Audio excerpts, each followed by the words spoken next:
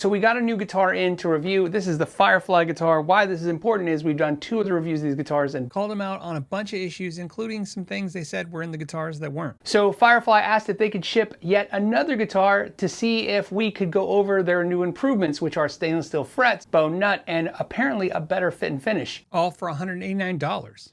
So let's get into the geeky stuff and see if they made this guitar any better. All right, what do we have? Well, we definitely have an ES235 style guitar, but what we have is really cool, is it's black with red binding. Look at that. That is, and the binding's in the F hole. Okay, this is cool. This is cool. Grover-esque locking keys. These are definitely clones of Grover's, but they're locking keys. Definitely gives it that Epiphone Gibson vibe with these tuning keys. Let's see how much this thing weighs. 6 pounds, 3 ounces. So I guess super light is the right way to put it. A lot of dust. Okay, and already one issue, this tone control as we turn it, it's just infinity turning, and I don't mean because the knob's loose, I mean because the potentiometer is spinning, and of course that could damage the wire, so we'll fix that. You can see this switch tip has got like glue on it. You can look at that. Let's get there, right there.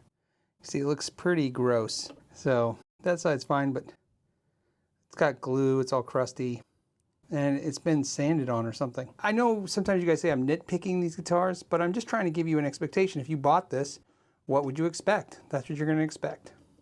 But man, the finish on this is really nice. Looking at the binding, it's really clean. No glue marks. This binding, it definitely vibes just like the Epiphone. Maybe a couple marks here and there. There's one, you know, something, a little imperfection right there. But again, oh, $200. Compared to the Epiphone price, it's really impressive. So of course, I'm really curious if this is really a bone nut. Now I've shown you a ton of different ways to test if it's a bone nut in the past. Today we're gonna use a needle. So just using a basic sewing needle, I wrap it in some electrical tape. And what we're gonna do is we're gonna heat the needle up. Now normally you'd wanna do this in an inconspicuous place, like take the nut off and maybe do it on the back. But for you guys, I want to do the demonstration. So let's go ahead and heat this thing up. And you just want to get the needle nice and hot till it's glowing a little red, as you can see right there. Okay, and what we want to try to do is try to poke it into the side and melt it. And if it was plastic, it would melt. And you can see, even going on the side here, nothing. It looks bone, obviously passed that test. I'm gonna say it's a bone nut. First impressions, pretty good, man, really good. The logo looks improved. Now the fretboard looks fantastic and these inlays look great. As you can see right there, they're really great. Now they claim that they're doing ball ends and it obviously looks like ball ends. They definitely look stainless steel. Like I said, there's different grades of stainless steel when it comes to how hard they are. And you know, you can't make it too hard because then it doesn't really want to bend and form into when you press it into the fretboard. So because stainless steel tends to be really shiny but always show a little bit of marks in it. That's what I'm seeing here. My thought process is they are using stainless steel frets. Let's go ahead and check the frets. Oh, there's one right there. Now let's go ahead and see, is it high or is it lifted out? Oh, look at that. See how that's, I mean, just to give you a reference. There you go. So this is what I was talking about with stainless steel frets. The harder they are to actually radius and push in correctly. So this needs to be tapped in. Will we have to syringe in some super glue when we do that? I don't know. But definitely it's a lifted fret. So that's one. Let's keep going. Okay, here's another one.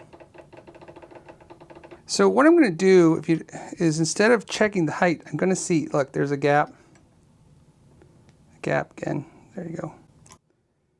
I'm going to just see if I can find gaps. Because now I know it's a problem. There's one right there. Here, sticking right there again. So what I did is I tapped them all down. I just used a StewMac fret hammer right there. There you go. Now we're good. Okay. No gaps. All right, let's go ahead and check the fret rocker again.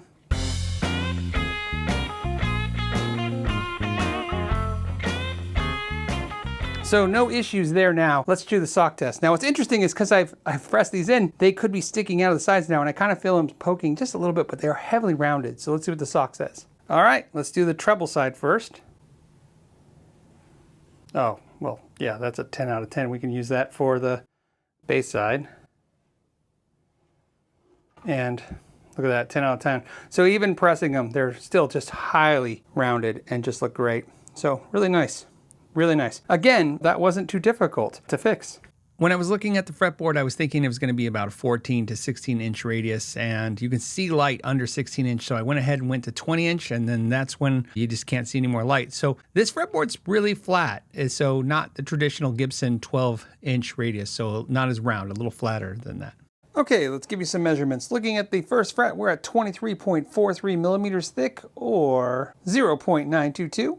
At the 12th fret, we are at 0.970, or 24.65 millimeters. Looking at the nut width, we're at 43.55 millimeters, or 1.714. And on the 12th fret, we are at 2.130, or 54.14 millimeters. So let's check the neck, and right here you can see this is definitely a mahogany neck. So we have a mahogany neck, like they say, looks like a rosewood fretboard, and then the body would be maple. So this would be bent ply maple back and sides, and then the center block looks like it's maple as well. It could be something else, but it looks maple. So let's go ahead and look inside the body. We can see here that we have 4 500K potentiometers, 2 are tone controls, 2 are volumes. The wiring is inexpensive, but it's more than adequate for a guitar that's less than $198. The 3-way switch looks pretty good. Everything looks good. Like I said, I had to tighten up that one potentiometer. I don't know how we're going to be super impressed with a guitar at this price point, but everything looks fine. All right, so in the past Firefly videos I did, the pickups were the real kind of issue, where they squealed, they didn't sound very good. Looking at them, they look like exactly what they were using before. Of course, we'll test them and play them. They are wax potted, and that is kind of new because a lot of the Fireflies I had in the past weren't wax potted. And it looks like that might be shielding paint. Let's go ahead, we'll test that. All right, so let's go ahead and test that. So yeah, so this is shielding paint. It looks like they missed a big spot right there, right there. But it's some attempt at that. So let's look at these pickups and see what they're metering. We have the bridge at 15K, so definitely going for something like a JB, it looks like. We go to the neck pickup, 8.75, definitely going for like a 59, a PAF style pickup. So that seems like the right combination for a guitar like this. I mean, if you're going ES235 with black with red binding, I think you're going for a little bit more of aggressive. I think psychobilly, something cool like that. Now, price-wise, this guitar is coming in at, like I said, under $200, and it's obviously priced to fight and designed to go after the Epiphone market. A comparable Epiphone to this guitar would be about $699 new, although, like I said, if you go used, you'll get a little closer, but still won't get down to $200 used. And both this Firefly guitar and the Epiphone are manufactured in China. Like I always say, nothing matters unless we play it to see what it feels like and sounds like. So I'm going to start on the neck pickup. I'm running through the Yamaha THR30, so I have it mic'd up with a room mic and the SM57, and I'm just going to give you a little taste of what I think sounds good on the guitar. Here we go.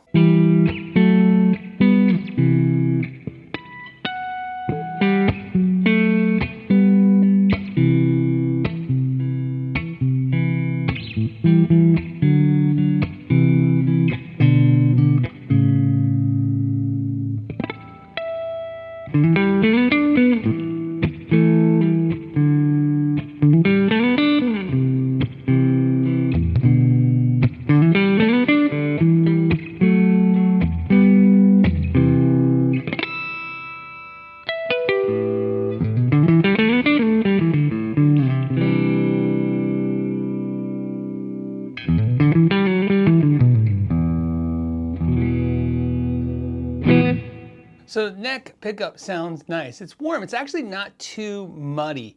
Something that the pickups do that's really interesting is on the clean channel of the amp, they're really clear. But on the overdrive, we'll show in a second, they get a little muddy, especially in the neck pickup. But it sounds pretty good. Tone controls, volume controls seem to work fine. Nice. Blend really well.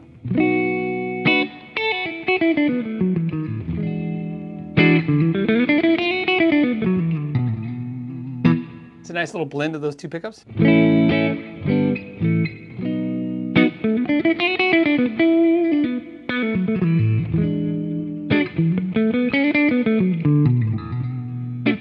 The guitar is really nice to play, even though the neck's a little chunky. It's not a big neck, it's not super thick, but it's a little chunky on the chunkier side.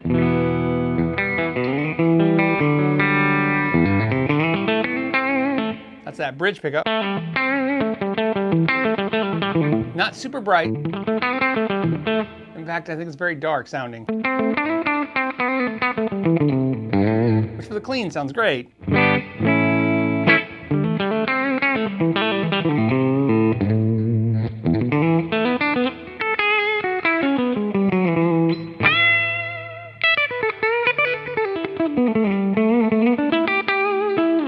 Yeah, it's good. I mean, I think I like that neck pickup though. And that middle position.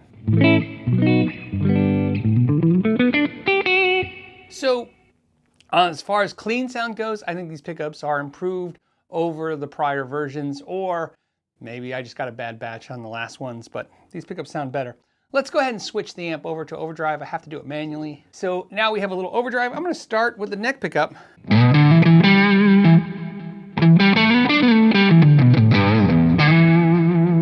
mean, it's pretty good.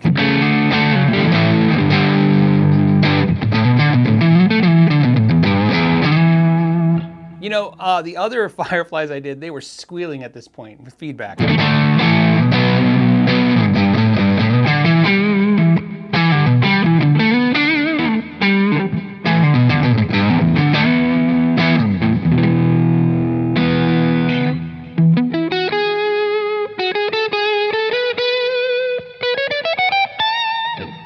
Okay, let's go to that bridge.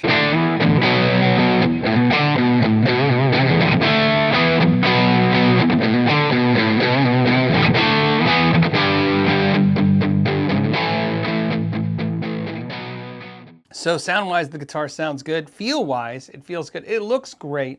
So let's talk about my final thoughts and where is Firefly at today. Now, this third Firefly, this is the best one I've played of the three, for sure. And obviously, you're probably thinking, well, they cherry-picked you a guitar and sent it to you. They probably did. But look at what fell through the cracks, even if they were cherry-picking the guitar. There was high frets that were a problem. There was a loose knob, not a big deal. This switch tip looks horrible. And a couple, blims here and there.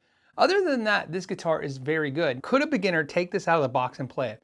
Even with those high frets, a beginner could play this guitar because none of those high frets were really hindering anyone that could barely push down notes. I think they could have played this guitar and been fine with it. Tuning stability is a big deal when you're a beginner, and this guitar has it, especially if you change the strings. Looks-wise, this is really cool. I mean, that's kind of the appeal of it. They're looking for the hobbyist that basically wants something cool looking and something that plays really good. Realistically, this guitar would have been an A+ for the price point if the fretwork didn't have any high frets. How can you pick it apart for $200? It's because I could easily charge you $200 to fix this guitar. And then now you're not at the deal you thought you were. Before I go, I just want to say a huge thank you to everyone who subscribed to this channel, who gives it a thumbs up, who supports it in any way, because the more you support us, the more we can make these videos, whether companies support us or not. So on that note, I'm going to let you guys go. Till the next time, know your gear.